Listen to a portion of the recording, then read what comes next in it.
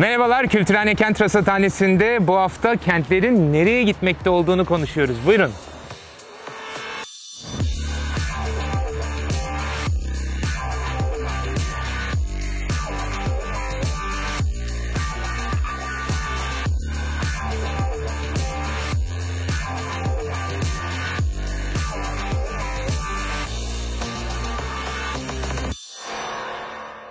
Merhabalar, Kültürhane Kent Rasathanesi'ne hoş geldiniz. Ben Ulaş Bayraktar. Bu hafta kameranın arkasında sevgili Nilgün Yardımcı ile birlikte alıyoruz programı. Ve çok önemli program çünkü bir sezonun son programı olmasını planlıyoruz. Yorulduk.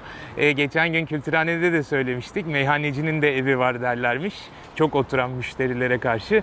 Meyhanecinin de tatil ihtiyacı da var diyelim. Ve bir süreliğine sizden müsaade isteyeceğiz. Şu yazdan sonra tekrar yeni bir enerjiyle, yeni gündemle karşınıza geleceğiz. O yüzden de bu haftaki programı birazcık böyle bir genel değerlendirme yapalım. 50'yi aşkın program yaptık ve bu 50'yi aşkın programda öne çıkan bir takım başlıkları tekrar hatırlayalım. Şöyle bir geniş bir bakış, geniş bir açıdan kentleri ele alalım istiyoruz. O yüzden de bu hafta böyle tek tek kentlere gitmeyeceğiz. Onun yerine öne çıkan bir takım başlıkları göreceğiz. Bu yüzden de bu hafta işte bu 50'ye yakın programda sık sık ele aldığımız ama ayrı ayrı yerlerde ele aldığımız bir takım dinamikleri tekrar hatırlayalım diyoruz. Bunun için de Volts'ta 16 Haziran'da Michael Eliasson'ın bir makalesine denk geldim. Eliasson bir Amerikalı mimar. Uzun zaman Almanya'da yaşamış ve sonra tekrar memleketi Seattle'a dönünce o Avrupa'daki genel eğilimleri 5 başlık halinde toparlamış. Onun izleyini takip ederek biz de hem Rasathane'nin geçmiş bölümlerine referans verelim hem de bu öne çıkan başlıklara dair daha önce konuşmadığımız bir takım örnekleri de programda yer verelim istiyoruz. Bunun için 5 başlıktan ilki kentsel dönüşüm. Tabii kentsel dönüşüm deyince bu Türkiye'de de çok konuştuğumuz, bir türlü gündemden düşmeyen bir başlık. Ama Eliasson'ın öne çıkardığı kentsel dönüşüm farklı bir kentsel dönüşüm. Çünkü Türkiye'de genellikle yapı stoğu yenilenme bahanesiyle diyelim başka amaçlara, özellikle de yeni rant kaynaklarına evriliyor. Oysa Eliasson Avrupa'da bundan farklı bir kentsel dönüşümün olduğunu gözlemiş. O da artık işlevini kaybetmiş, işte askeri üsler, sanayi alanları, işte hava alanları gibi eski kamusal niteliğini, işlevini kaybetmiş alanların tekrar yeni işlevler kazandığı ve özellikle de yaşam alanı olarak işlevlendirdiğini düşünmüş. Öyle ki baktığınızda Almanya'daki Freiburg'daki askeri üs şu anda araçsız, çocuk dostu Vauban mahallesine dönmüş. Ya da Utrecht'te Mervede'de 240 dönümlük ve 12 bin kişinin yaşayacağı yeni bir şehir doğuyormuş Hollanda'da.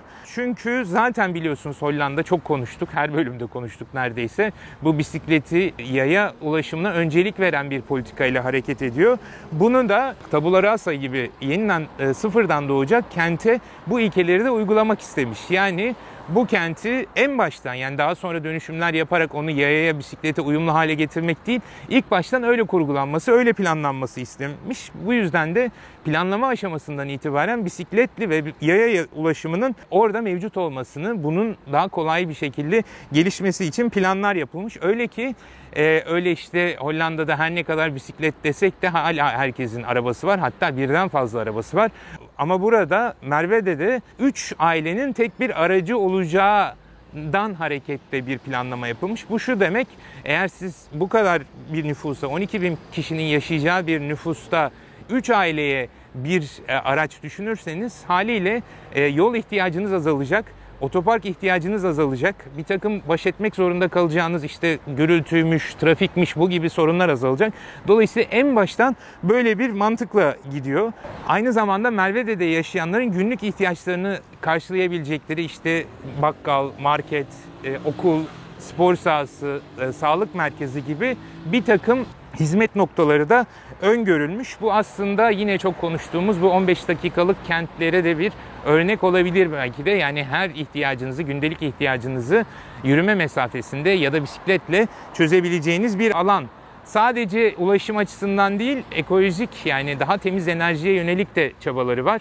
İşte damlarda güneş panelleri düşünülüyor ya da en azından yeşil çatılar öngörülüyor ve bütün bunları planlarken en başından itibaren oranın müstakbel sakinlerinin ihtiyaçları, tercihleri sorularak planlama yapılıyor. Yani orada bir takım teknokrat uzmanlar halk bunu ister diye bir kent tasarlamıyorlar. Orada yerleşmeyi düşünen veya şimdiden orada bir takım haklar satın almış insanlar nasıl bir yerde yaşamak istediklerini planlama aşamasında uzmanlara iletiyorlar. Bu birazcık Düzce'deki Umut Evleri örneğini de andırdı benim açımdan. Ve bu dediğim gibi böylesine bir planlama mantığı, yani yukarıdan aşağıya bir planlama değil de tabandan yukarıya doğru olan bir planlama sonucunda 2024'te burada yaşanmaya başlayacağını öngörüyor uzmanlar. Biz de 2024'e kadar devam ediyor olursak belki oradaki gerçek durumu hep birlikte konuşuruz. Bu kentsel dönüşümle bağlantılı bir diğer başlıkta aslında konut politikalardaki değişim. Çünkü hep konuştuk, bu Covid zamanında da barınma hakkının ne kadar zor şartlarda sunulduğunu, insanların evsizlikle, işte tahliyelerle nasıl boğuştuğunu çok konuşmuştuk. Dolayısıyla Avrupa'daki önemli kentleşme politikalarından biri de konut politikası. Hali hazırda zaten Hollanda'daki konutların %25'i sosyal konut niteliğinde. Viyana'da 3'te 2 oranında insanlar sosyal konutlarda yaşıyorlar. Zürih'te kent sakinlerinin %25'inin kooperatiflerden oluşmuş sosyal konutlarda yaşaması düşünüyor. Hatta 2030 itibariyle Paris'teki konutların %30'unun sosyal nitelik kazanması planlanıyor. Fakat sosyal konut deyince aslında hani neyi düşünüyoruz? İşte bizim TOKİ evleri de sosyal konut gibi düşünülüyor veya işte modernizmin o büyük katlı ve aslında çok da yaşanabilir olmayan konutlarını da sosyal konut diyoruz. Böyle bir otel gibi, bir yurt binası gibi olan yerler. Oysa daha farklı sosyal konut anlayışları gelişmekte. Yani sadece işte bir ailenin yaşayabileceği o bilimsel şartları karşılayan işte 2 oda 1 salon şu kadar metrekare evlerden bahsetmiyoruz. O konutları kimlerin kullanacağına dair bir planlama aşaması yapılıyor. Bu yüzden de işte daha kıdemli hemşehriler için başka tür evler, İşte çocuklu insanlar için başka tür evler, gençler için başka tür evler, karma gruplar için yani hem gençin hem yaşlının yaşadığı evler için başka evler, engelliler için başka tür evler, işte tek başına yaşayan anneler için, tek başına yaşayan babalar için başka tür evler düşünülüyor. Bunun örneklerini hatırlarsanız kıdemli hemşehrilerden bahsederken onların birlikte kurduğu yaşam alanlarından, işte bir takım kadınların ortak kurduğu yaşam birimlerinden bahsetmiştik. Bunların örneklerini el verdiğince yukarıya link olarak koymaya çalışacağım. Dolayısıyla evet bir kentsel dönüşüm ama bildiğimiz anlamda konutun yerine daha rant vaat eden konutlar değil ve konut da herkes için tek tip bir konut değil, ihtiyaca göre değiştirilmiş, farklılaştırılmış konut tiplerinden bahsediyoruz. Bunun bir örneği İsviçre Zug'da hayata geçiriliyormuş. 80 metre yüksekliğinde bir gökdelen ve bir ahşap gökdelenden bahsediyoruz. Bu türünün en yüksek binalarından biri, ahşap olması işte onun daha ekolojik olmasını, daha çevreci olmasını sağlıyor. Tabii bütün binaların ahşap olmasını istemiyoruz. O zaman zaten kıtlığını çektiğimiz ormanlar kalmayacaktır. Ama bu konutun, bu gökdelenin diyelim yani ahşap gökdelenin başka bir özelliği buradaki yaşam alanlarının biraz önce söylediklerimizle bağlantılı bir şekilde insanların ayrı ayrı yaşayacağı evlerden oluşmuyor. Bu insanların birlikte vakit geçireceği ortak alanlar, kamusal alanların da olması öngörülüyor. Konser alanları, etkinlik alanları gibi bir takım ortak işleve yönelik alanlar da bu Zug'daki ahşap gökdelende düşünülüyor. Tabii yani 100 milyon franklık bir maliyeti var. Böyle bu kadar iddialı bir proje haliyle İsviçre'de yapılabiliyor. Bir başka boyut, yine kentlerin dönüşümünden bahsediyoruz. Madem kentlerin geleceğinden bahsedeceksek böylesine büyük, pahalı yatırımların, maliyetlerin dönüşümünden değil, daha küçük müdahalelerle yapılmış dönüşümler de kentlerin gündeminde. Bunu yine Covid zamanında sık sık konuşmuştuk. Akupunktur müdahaleleri denilen, yani oradaki çevre düzenlemesinde, trafik düzenlemesinde bir takım peyzaj düzenlemeleriyle öyle çok kapsamlı bir dönüşüm, çok kapsamlı bir gayret sarf etmeden de bir takım değişikliklerin yapılabildiğini görüyoruz. Bu yani çok uzun vadeli, böyle çok maliyetli projeler yerine daha hızlı dönüşüm reçeteleri hayata geçiyor. Bunu işte meydanlarda konuşmuştuk, hatırlarsanız. İtalya'da meydanların nasıl dönüştüğünü, orayı trafiğe kapatarak, bir takım oyun alanları yaparak, bir takım yeşil alanlar yaparak oradaki kullanım, oradaki kentin profilinin değiştiğini görmüştük. Bunun en iddialı örneklerinden biri Paris'ti. Aslında sadece Paris üzerine bir program yapmayı düşünmüştüm. Bunu nerede yapacağız sorusuyla karşı karşıya geldik. Paris düğün salonu vardı. Oraya gidemediğimiz için Paris programını yapamadık. Ama gerçekten Paris, Anne Hidalgo'nun yönetiminde, bir kadın belediye başkanının yönetiminde çok hızlı bir dönüşüm yaşıyor. Hem ekoloji anlamında hem kadın erkek eşitliği, toplumsal cinsiyet anlamında gerçekten o Paris'in ününe yakışır bir dönüşüm izliyoruz. Şimdi onlar dünyaca ünlü Şanzelize'yi dönüştürmek soyunmuş durumdalar. Yani o 8 şeritten oluşan büyük bulvar, lüks mağazaların olduğu ve trafiğin çok yoğun olduğu bir alan yayalaştırılıyor. Bu bulvarın yarısı yaya ve bisikletlilere tahsis edilecek. Arnavut kaldırımları, oranın böyle meşhur Fransa'nın sokaklarındaki Arnavut kaldırımları yerine daha bisikletin kolayca seyredebileceği satıhlarla değiştirilecek. Ağaç tünelleri yapılacak, işte yani o gölge, daha o ısı adalarının engellenmesi için. Dolayısıyla o dünya sosyetesinin en meşhur yerlerinden biri Şanzelize şimdi daha yaya dostu ve bisiklet dostu olmak üzere ve bu da böyle çok büyük bir projeyle değil, sadece trafiği değiştirerek, sadece bir takım peyzaj düzenlemeleri gerçekleştirerek yapılacak. Merakla bekliyoruz.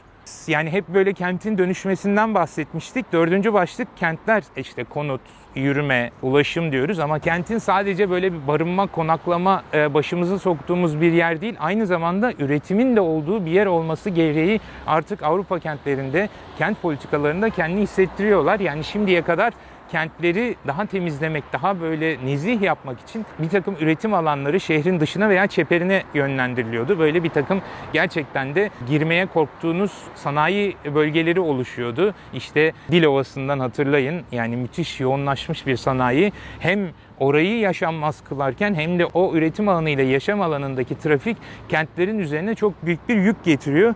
Ve bu da işte çevre sorunları olarak, işte ulaşım maliyetleri olarak yine kentlerin sırtına biniyor. Bunu değiştirmek için kentin kendi içinde bir takım üretim fonksiyonları da sahip olması gerektiği, o üretim fonksiyonlarını tekrar geri alması gerektiği fikri gitgide yaygınlaşıyor Avrupa kentlerinde. Bu tabii ki büyük fabrikaların tekrar kente gelmesi anlamına gelmiyor. Daha böyle zanaatkar işleri, işte el sanatları yapılan, işte daha böyle niş işler, bisiklet tamiri ya da işte kentsel tarım imkanları gibi farklı biçimlerde kentin aynı zamanda bir üretim alanı olması planlanıyor. Bu da yine daha önceki bölümlerde sık sık konuştuğumuz gibi mesela kent tarımı artık o kırla özdeş bir üretim biçimi kentlerde de genişleyen biçimde yerini bulmaya başlıyor. Bunun için en güzel örneklerden biri Brüksel. Çünkü Brüksel yaklaşık 10 yıl önce üreten kent başlıklı bir stratejiye göre planlanmaya başladı. Yani o özellikle kanal boyunca Brüksel'in de bir takım üretim işlevleri üstlenmesi ve o ihtiyaç duyduğu ürünlerin bazılarının kent merkezinde yaygınlaşması için çabalar sarf ediliyor. Gerçekten çok ayrıntılı bir rapor var. Onun linkini açıklamalara koyayım. Semt üretim açıklamışlar bu 10 yılda neler yaptıklarını. Çünkü bir kanal planı var. Dediğim gibi 2014'te kabul edilmiş bu kanal planı Brüksel'in daha üretici kent olmasını hedefliyor. Ve gelelim son maddemize, döngüsel ekonomi. Yani dönüşüm evet bir döngü ama neyin neye dönüştüğünü hep soru işaretiyle karşılıyoruz. Özellikle bu iklim krizi ve çevre sorunları, işte görüyorsunuz her yerde yangınlar var. Kuraklık, aşırı sıcaklar, yangınlar, seller, gerçekten artık bu inkar edilemez bir tehdit kentler için, bizler için. Buna yönelik olarak işte Avrupa Yeşil Düzen belgesini daha önce de konuştuk. Yeni Bauhaus diye bir kentlik akımının yaygınlaşması için çaba sarf ediliyor. Yani kentler yeniden tasarlanıyor ve o yüzden de bunun için en önemli gereklilik daha az kirletmek, daha az tüketmek ve bir takım engel olunamayan atıkları, engel olunamayan çöpleri diyelim, bunları da tekrar değerlendirmenin yollarını düşünüyorduk. Zaten bunu çöp bölümünü yaparken bir takım farklı politikalardan bahsetmiştik ama çok daha farklı. Bu Amsterdam'ın 2020-2025 arasını hedefleyen bir döngüsel strateji belgesi yayınlamış. Yani bütün o Amsterdam'ın döngüsel ekonomiye göre, döngüselliğe göre tekrar planlanması öngörülüyor. Bunun için aslında 10 ilkeden hareket ediyor Amsterdam'ın bu stratejisi. Bunun en başında refuse, reddet, yani mümkünse tüketme, tüketime hayır demek. Rethink, yani kullandığın ürünleri paylaşmak, tekrar başkalarıyla kullanabilmek ya da onu yeniden kullanabilmek için üzerine biraz daha düşün. Reduce, azalt, ama burada azaltamadığın, yani tüketimini azaltamadığımız ürünlerin en azından üretiminde bir takım azaltmalara git. Ham maddesini daha az kullan, mümkünse enerjisini daha az kullanmanın yollarını bul. Üçüncüsü reuse, yeniden kullan. Senin artık ihtiyaç duymadığın bir takım eşyaların başkasıyla paylaşmak, onlara bunu iletmenin yolları üzerine düşün. Repair, onar, yani bizim de festivalimizin biliyorsunuz sloganıydı. Vazgeçme, onarabiliriz birlikte diyorduk. Dolayısıyla döngüselliğin de önemli maddelerinden biri, yani şemsiye tamircisi olan bir kentte yaşıyoruz. Böyle bir ayrıcalığımız var. Dolayısıyla atmadan önce bir daha düşünüp onun tamir yollarını, yamalama yollarını düşünebiliriz galiba biz de. Refurbish, yenile, yani aletlerin o artık ihtiyaç duymadığınız ya da artık karşılayamadığı işlevlerinden başka işlevler konulabilir mi? Onları o şekilde kullanabilir miyiz? Ona düşünmek. Refabricate, yeniden üret, yani o eşyanın artık iş görmeyen parçalarının dışında kalanları, yani hala bir işe yarayabilecekleri bir araya getirip tekrar başka şeyler üretilebilir mi? Repurpose, aynı ürünü farklı işlevler için kullanabilir misin? Bunun üzerine kafa yor. Recycle, biliyorsunuz, geri dönüştür. Onu bir takım süreçlerle tekrar hayata geçir. Ve incinerate, bu R ile başlamayan pek şey, ona bulamamışlar. Bu da yak. Yani artık bunların hiçbirinin çaresi yoksa o zaman daha temiz bir yakma yöntemiyle onu en azından enerjiye dönüştür ve onu en azından yerküreye büyük olmasından vazgeç.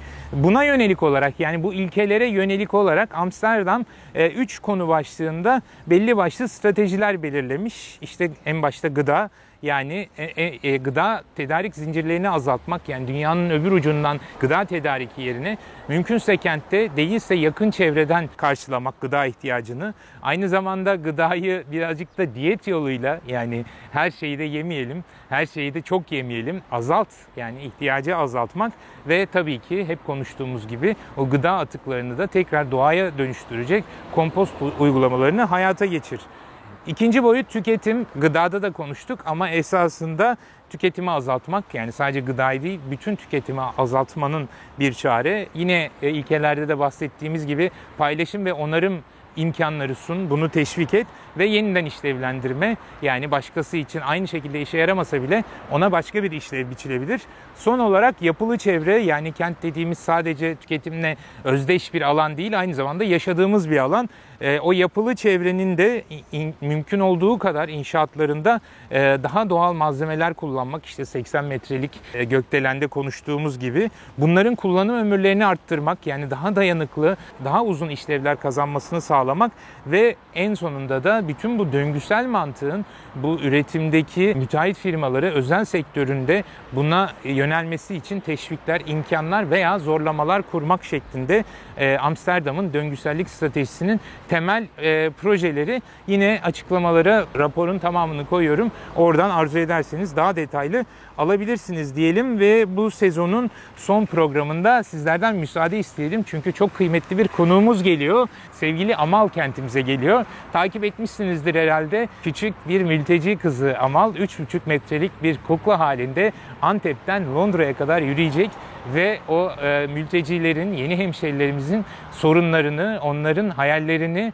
paylaşacak bizlerle. Sağ olsun Mersin'imize de şeref veriyor. Onu Mersin'de ağırlayacağız. Onunla ilgili görselleri de koymaya çalışırız. Ama ne yazık ki Cuma günü gelecek. Bu kayda yetiştiremeyeceğiz ama ayrıca linkini yukarı koyar. Eğer onunla tanışmamıza, onunla karşılaşmamıza dair bir şeyler çekebilirsek onları da sizle paylaşırız.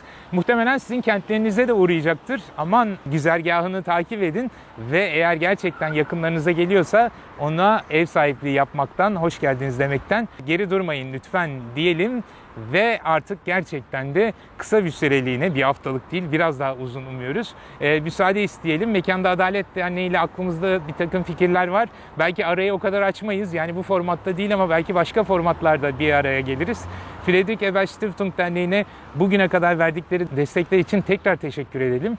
Ve en başta da söyledim, bu hafta bu güneşin altında iPad bile dayanamadı sıcağa. Sevgili Nilgün kameranın arkasındaydı. Ondan sonra sevgili Virgül İmece altyazıları yapacak ve Mithat Fabian, Ada, Bediz de onları İngilizceye çevirecekler.